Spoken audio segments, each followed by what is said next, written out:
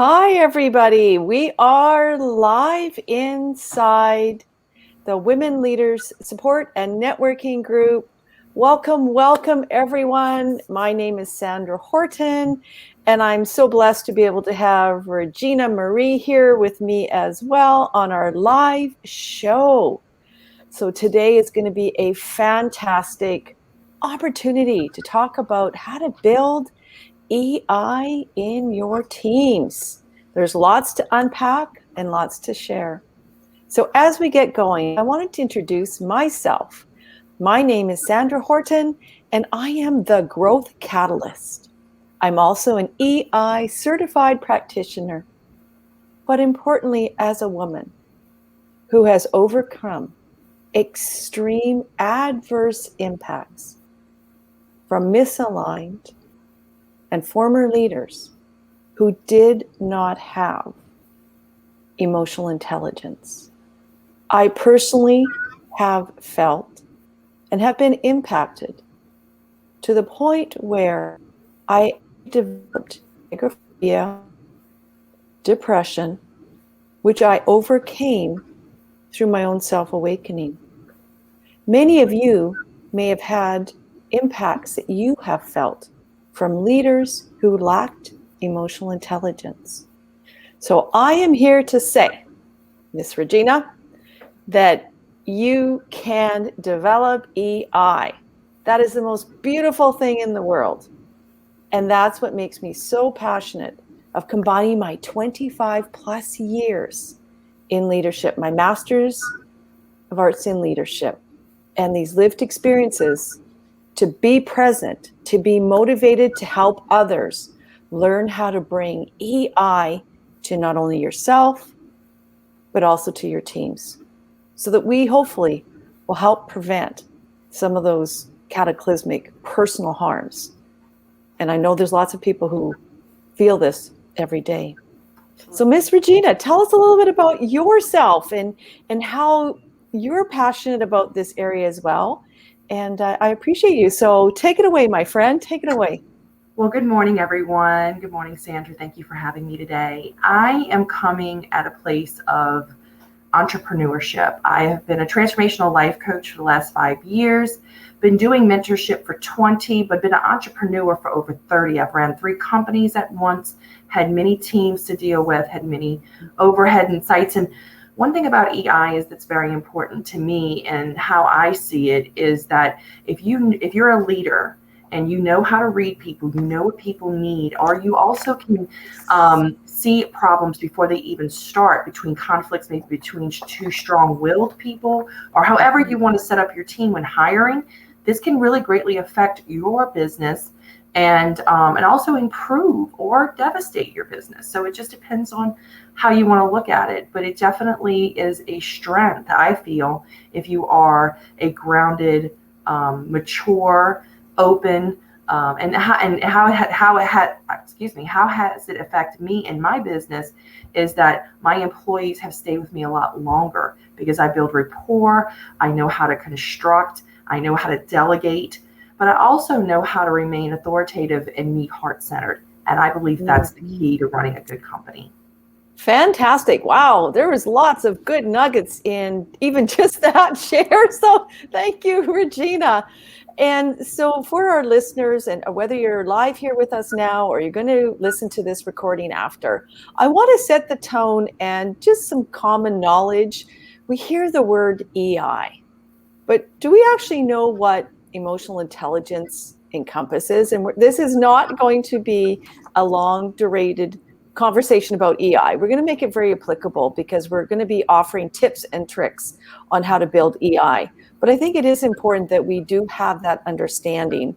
So really, emotional intelligence is that set of skills. It's how we perceive our emotions. It's our self-awareness, how we're able to unlock and learn to control those triggers, those emotions, so that we can be present, that we can be impactful and build relationships. And so I always go back to Daniel Goleman. He is kind of the guru about emotional intelligence. In 1995, he published his amazing book that did change how we as leaders and those like myself and yourself, Regina, who work with organizations and individuals around emotional intelligence.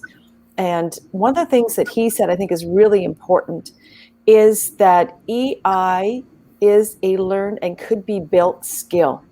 And he talks about the 5 key areas of emotional intelligence. And just as a quick understanding, then we'll move on to more really relevant things, but it's important to know. So the elements, the 5 keys that he talks about across all of emotional intelligence is, first of all, is self-awareness. And we go into those 7 steps. Guess what? You need to develop self-awareness, self-regulation, which I talked about before, motivation, empathy, which is a huge one, especially for leaders and for all of us, and social skills. So those are kind of the 5 key elements that we're going to be embedding into our conversation. So as we start to unpack this, I wanted to ask yourself, Regina, and also to answer my question about, when I reflect back to the teams that I've led or the teams that I've supported, what are your thoughts on how EI has impacted your business? Like those tenets around, have you seen situations that, if someone had higher EI, the outcomes would have been different? Like how is emotional intelligence, just as people function, as they work, how has that impacted yourself and your business? And let's look at maybe the positive sides of it first, and then we'll dig into maybe some of those learnings on the other side. I find that when you hire someone, you can really see their light. You can understand how they are maybe holding themselves and how they're communicating, but above all, the rapport that you're building with the energy between you two. And I believe that when you sit someone down and you're really going into hiring someone, you can really hone in and ask the right questions. It's really asking the right questions that's going to trigger them to make them reveal maybe a weakness or a strength that maybe that you can't read on a resume. I think a resume is too flat. It doesn't have the energy of the person. Yeah. Typos or, things that people look can also discredit them before they even step in the door. Yes. So I'm always about meeting the person, shaking someone's hand, looking them in the eye, and really holding a rapport with someone. And then going into how that affects my business is that when you find someone who is lively, who is optimistic, who is very bubbly, but you can't get that on a resume. You have to really know them. You have to get to know someone. Yes. Isn't that the truth? Especially, sorry, I interrupted you there, Regina. I love the point about the eye contact, because, we have remote teams now, and people are functioning from remotely. We have through the whole pandemic. I know you're in the United States, I'm in Canada, around the world. This is how we communicate now. And I think that the resolution of looking in the eyes and interpreting is such a key piece now for all of us. And I know we're going back to the new norm, as we say. So yeah, I think it's very important as we as leaders look at emotional intelligence. The eyes are the gateways, aren't they? They really tell us a lot about what is going on for that individual, for sure. So, I hired 2 autistic people that had like high levels of Asperger's. They can't look you in the eye. Okay. So when I saw, and I'm familiar with ADHD, I'm familiar with Asperger's, and I do coach now. I coach people who have social, maybe anxiety, or help people to come out of whatever's maybe been, maybe their transgressions of maybe a former boss that really devalued them, and they really can't seem to get the confidence going again. That's kind of some of the transformational work that I do now. But what's amazing is that when you really relate to people and you understand where they're coming from, I don't assume that they're hiding something. I ask the right questions, and you can start pulling things out and get little cues of maybe they have a social. So I wouldn't put someone on my front lines that has this issue, but they might be an awesome detail manager overseeing where they don't have the conflict. They don't have that connection with a lot of people coming at them during the day. I see that. And I think that's a really important point, because every leader faces different situations daily. Your teams are comprised of complex, diverse individuals. And I think that's why, for me, this topic was so key. Because if we're not mindful, and this kind of gets us going, and just in a few minutes, into those 7 key strategies to elevate your EI within your teams, that mindfulness as a leader is so critical. And being able to start that inquiry of emotional intelligence to look at ourselves first, doesn't it? And I know in my experiences as someone who was driven to understand, why do people do what they do? How can certain leaders stand in front of a team and not be aware of their impact on other people? How is that possible?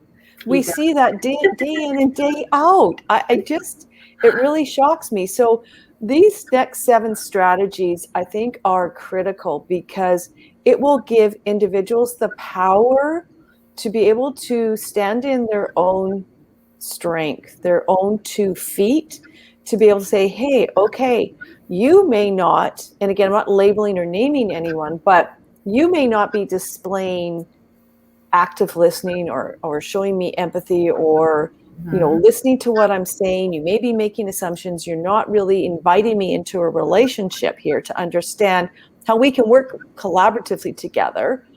But I can do certain things. And we always talk about managing up, managing across. That really is around emotional intelligence, isn't it, really, when we start to look at it. And this kind of brings me back to the point around, well, let's get into the 7 points, and we'll kind of loop back a little bit about what happens to people if they start to burn out because they're trying to do these things. Because I think one of the biggest challenges we face in this world is if we do burn out. So the first thing, as I mentioned, the first tip is we need to start to look at ourselves. And as an individual, whether we have formal leadership or informal leadership positions, each and every one of us, we need to be able to help the individual with focused intention. And what I mean by intention is, how can we invite that individual into looking at self?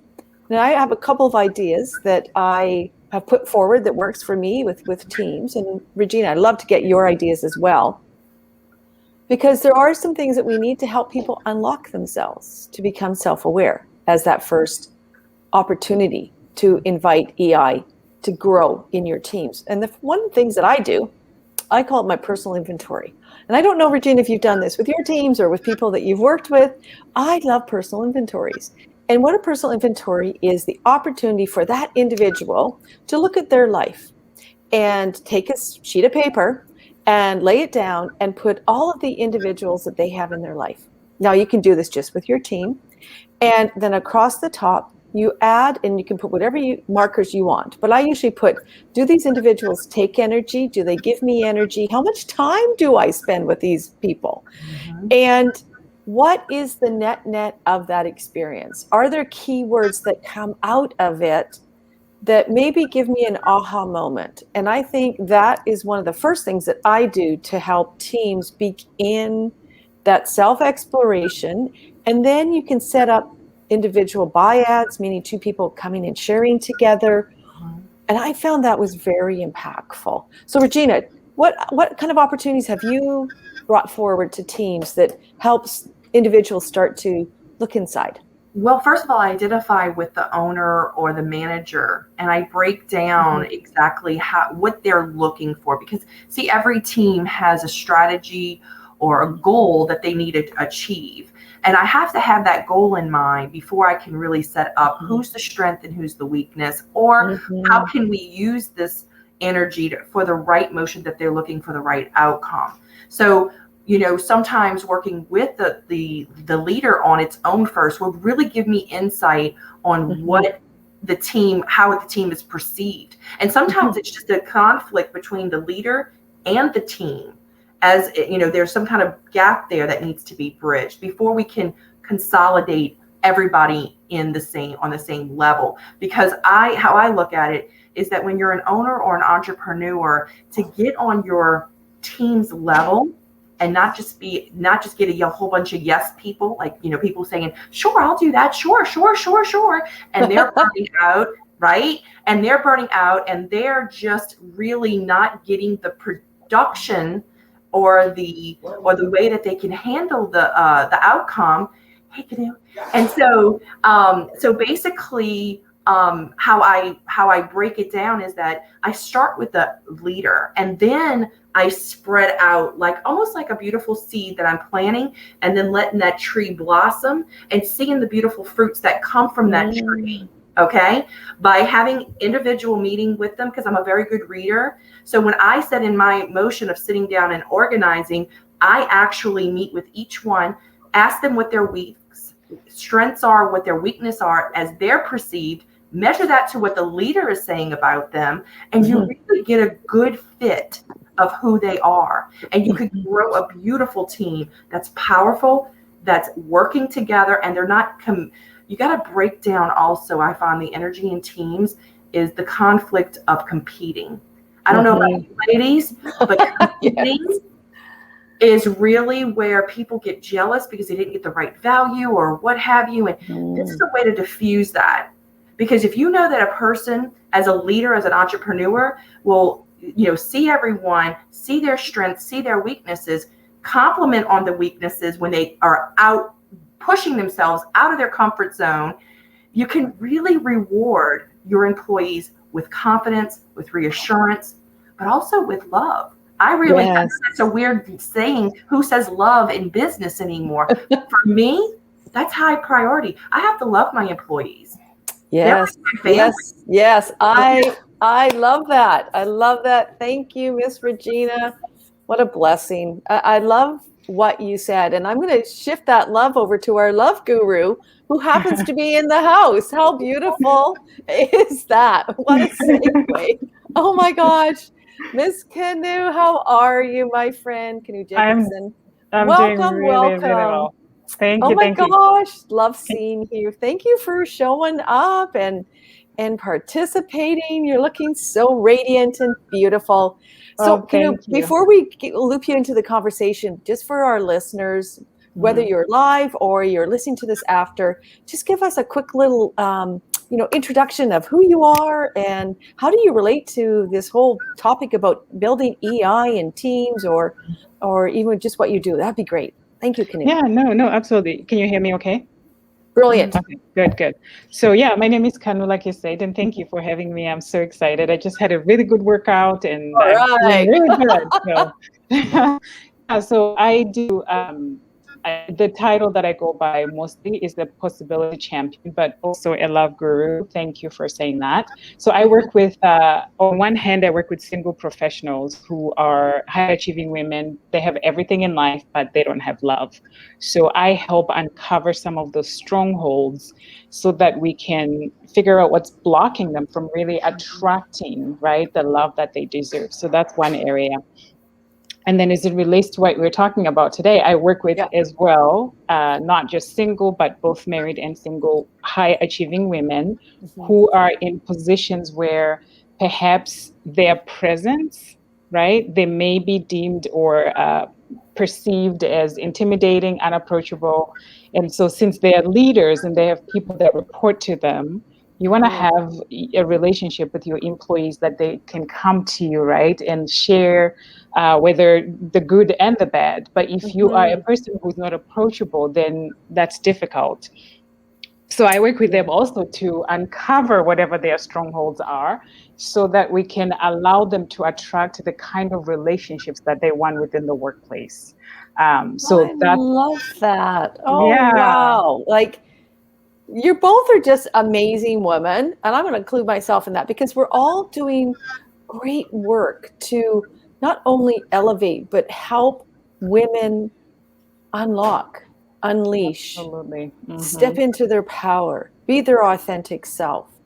And that's why I feel this topic is so important, because the best way to do that is to elevate with emotional intelligence. You have to know yourself.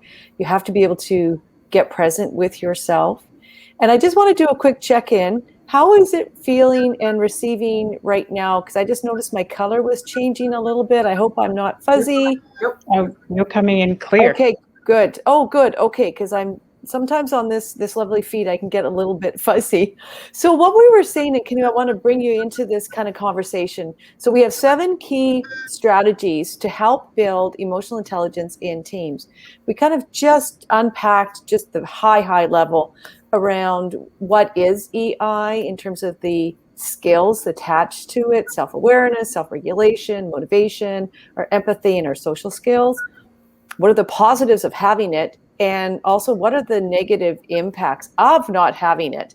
Mm-hmm. And, we shared our truths about whether we're leading our own organizations or leading others, and you just shared as well, that there are some very significant impacts. And so we just started to unpack, how do we build this? How do we create that positive change? The first one we started talking about was self-awareness, and that's where we were just landing right now. Mm-hmm. In Regina was just sharing about some of her strategies have worked very well. I shared some of the nice things to start with your individuals in your team is doing personal inventories.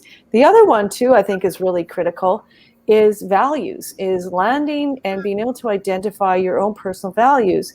As someone who, even as a leader, I thought I knew what my values were, but until I actually took the time to stop and reflect and do the exercise again for myself and really own it and know this is my definition. This is the significance of this belief in my life. And how can I show others how I'm going to demonstrate it or show it in the world? So I think values are a really key opportunity and exercise to do with teams to begin that exploration. What have you done, Canoe, to help teams elevate in terms of emotional intelligence or aspects of it? We have to learn. Yeah. So, one of the things that I do, and I love you talked about values because I think they're important. And every work that I do, no matter what position you're in, you have to know your values. I mean, all the workplaces that we get our paychecks from, they have their own values. So as an individual, you should have your own personal values. So I have my clients go through the values framework to identify what their top 5 are. So, sometimes when we start to feel that burnout or when we start to feel feeling dissatisfied about what we're doing, maybe something is not in alignment with our values. So it's just good to have them. And sometimes too, the relationship between your values and the place you're working, they may not be in alignment. And maybe it's time for you to think about where can I go where I can align, my workplace and my values align. So that's one. And then the other thing that I do is you talked about self-awareness, which is one of the 4 for EI. So what I do is my clients go through the blind spot blueprint that I created, where I talked about how my clients sometimes are perceived as intimidating and unapproachable. So those are things that they're not aware of what they're doing. It could be their body language, it could be what they say, it could be how they say it, or whatever the case may be. It's different for each individual. So we go through the blind spot blueprint where they get feedback from the people that they trust. And that would give them valuable feedback. And so then you're aware of these things that you're doing. I mean, I went through that exercise myself, like mind blown, right? It sounds like it. That sounds amazing. Yeah. And so, love it. And it really helped me actually connect with people, because I was a change agent where I was doing emotional intelligence with my teams, with my doctors, with my nurses, you name it. But then I also had my own blind spots. So I had to face that and get feedback from about 10 people that I trust, and they have my best interest at heart. So they will give me really good feedback. So I took that seriously and went through every single thing that they gave me. And I actually learned a lot about myself and the things that I wasn't aware I was doing, but I was doing. And some of them was even like self-sabotage in there. And because I kept asking myself, why am I doing these things? Yes. It didn't make sense, but once I was aware that I was doing that, like a total, it's like a whoa, it's a moment. Yeah, game changer. Absolutely. Though, right? Like, thank you for bringing that up, because I'm going to ask Regina a quick question as well, because actually it's interesting when we talk about feedback, feed forward. That's actually my point 5. So I'm going to link that in and bring Regina in, because one of the other tools that I've utilized with teams, which I find very effective to elevate their EI, is, and it was actually a tool I didn't develop because I have developed lots of tools myself. But one of the things that I think is really simple, it's called the feed forward. Has anyone ever heard of Feed Forward by Marshall Goldsmith? And Marshall Goldsmith has created a great simple tool. And basically, you pick one area in your life. And I actually got to utilize this. This is how I got to know it through my Royal Roads University, my master's in leadership. And one of the first tactics that we had to do is start to go inside. Just like you said, Kanu, it's basically taking one area for your life, going to 3 or 4 people that you trust, not having a big dissertation, but just asking and saying, in this one area, I would like to get some feed forward of how I could improve in this area. That's it.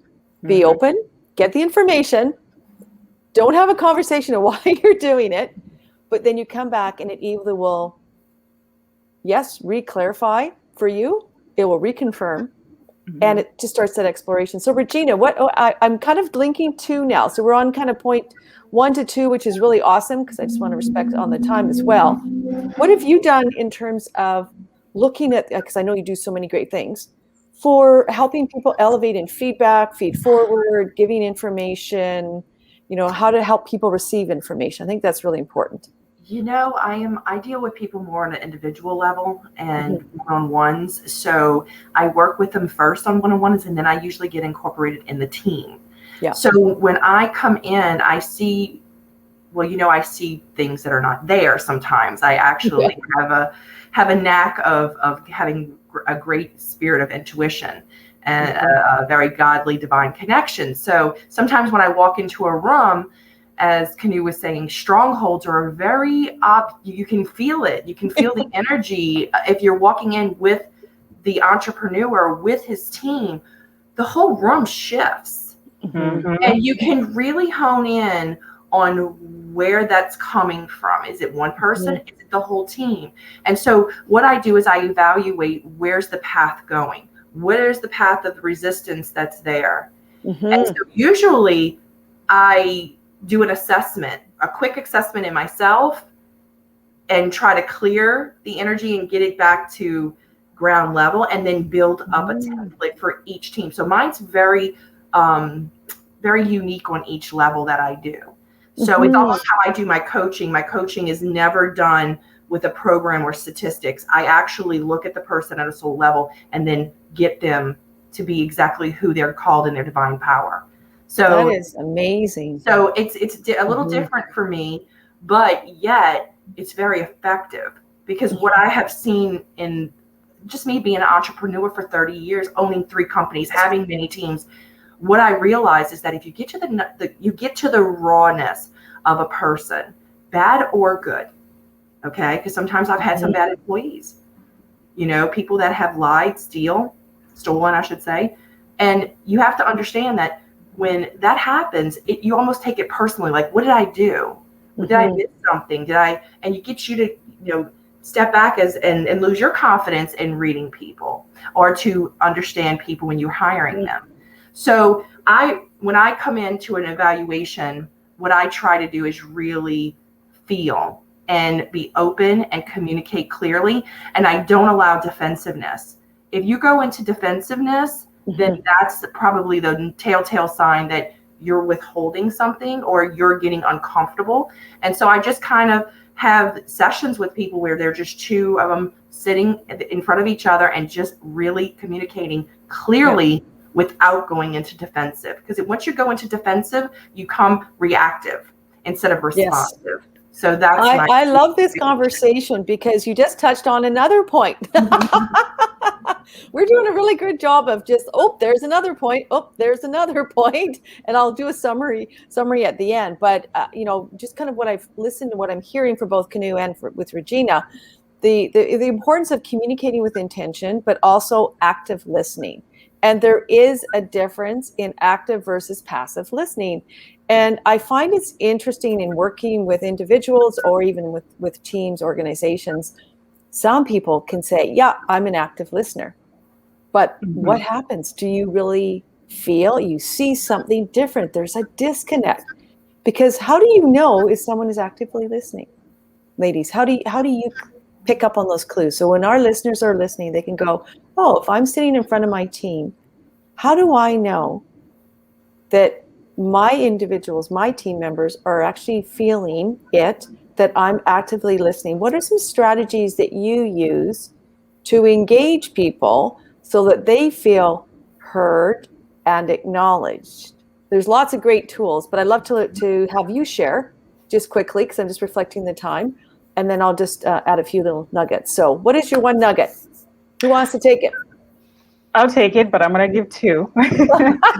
So Okay. this is a point that I wanted to share as it relates to teams and how you can make sure that the teams are working well and everybody understands each other, right? Yeah. There's a study that was said that 79% of people that quit their jobs, they cite lack of appreciation in the workplace. Mm-hmm. And so what I did with my teams was do, the languages of love without touch, because that's a no, right? Yeah. So the languages of appreciation in the workplace is what they're called. So literally understanding what is their language. So you talked about how do you know somebody's active listening? People do differently. So my active listening could be me fidgeting and doing stuff. I'm listening to you. I'm not ignoring you, but that's just how I am. So I say that because you, as a manager, for example, you have to understand who you're working with and what you're working with.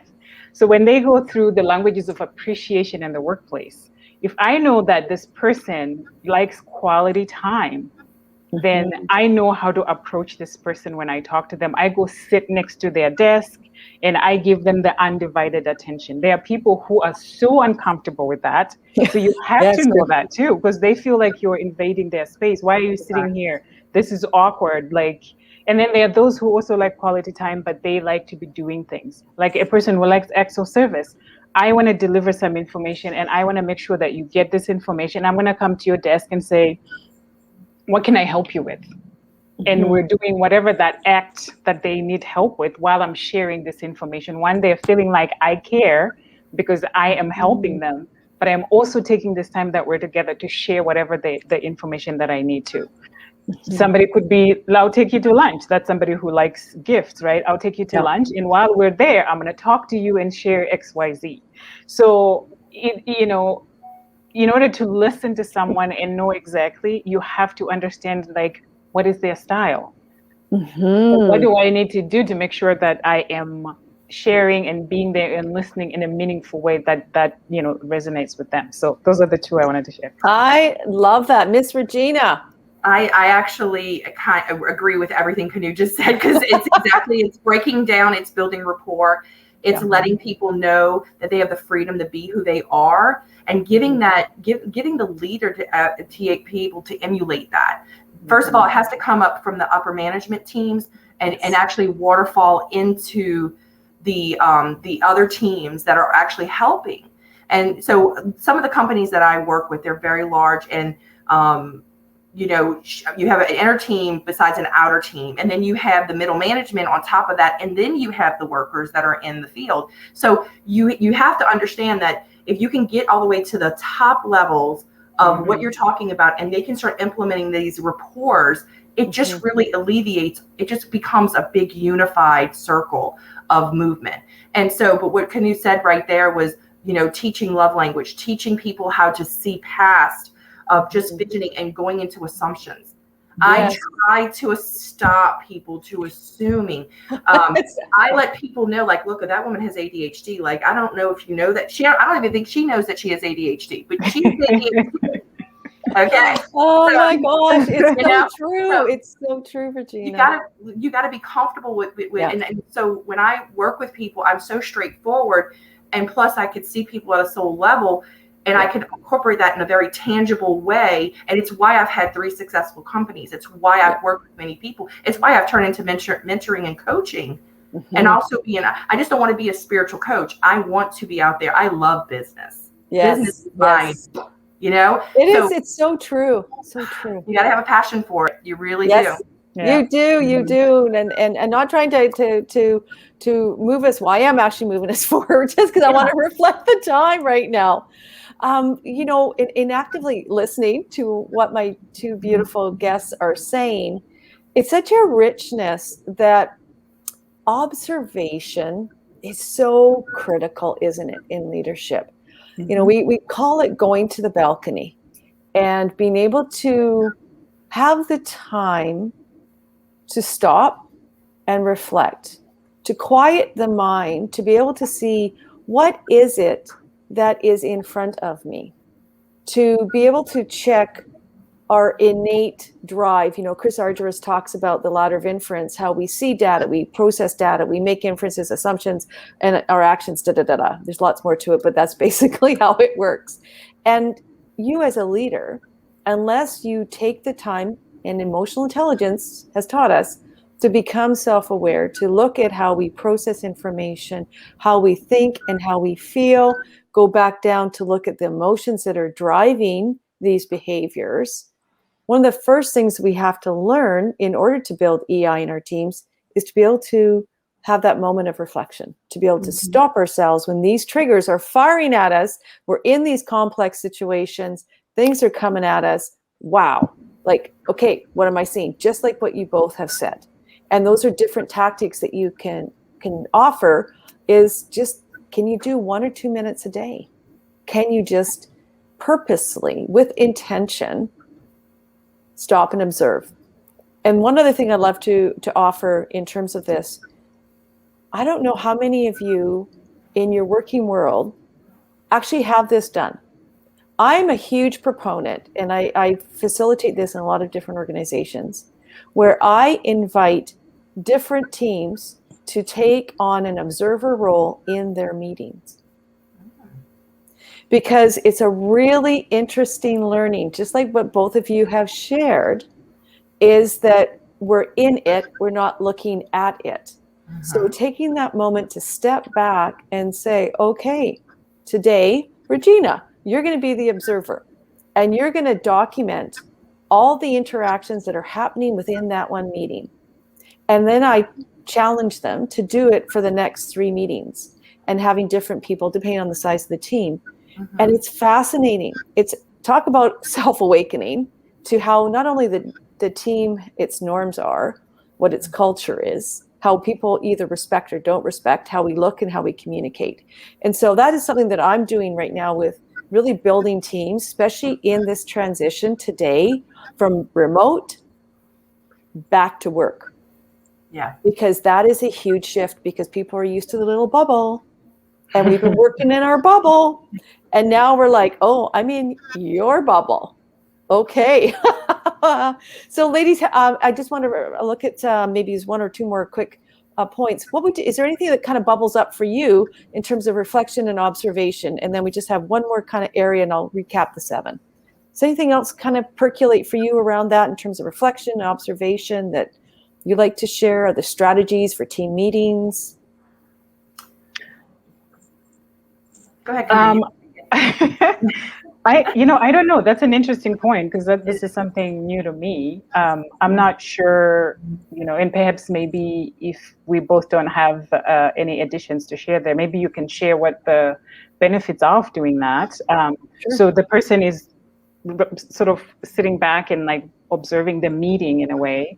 Yeah. So what is the idea behind that person? Like, if I'm doing it, then what am I supposed to be looking for and observing? Sure.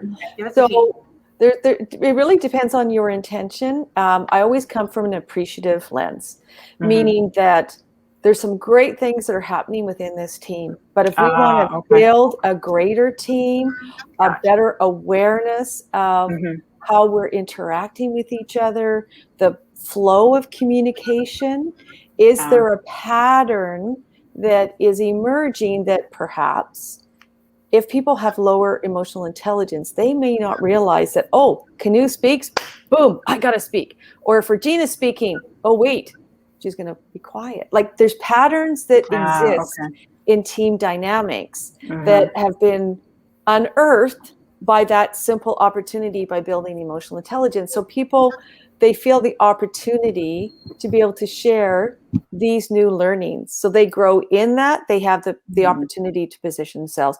And I know we have to get going because we're 10 minutes over right now, but Regina, you're good? Okay, so I'm just going to finish off with one more thing. And one of the last things I just came in, so that's why I'm being interrupted. So I do apologize. Oh, okay. We got to wrap this up.